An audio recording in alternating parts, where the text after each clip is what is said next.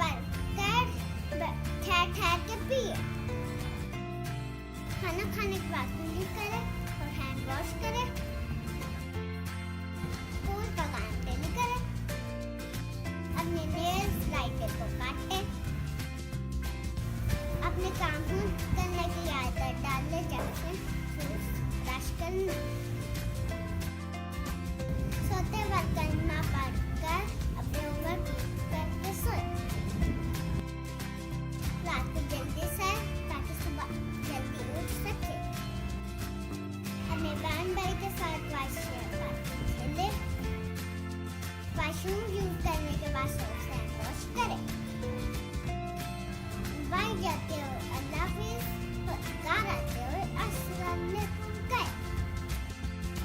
अपने बाबा मामा की बात माने। फ्रेंड्स हमारे दोस्त है तो वो काम बच्चों को नहीं करना चाहिए। भाई से गंदी चीजें लेके ना खाए, इससे मार हो सकते हैं। अकेले मत बाहर जाए, अपने मामा पापा के साथ जाए। किचन में नाइफ फायर को टच मत करें। रूम में लाइट स्विच को टच मत करें।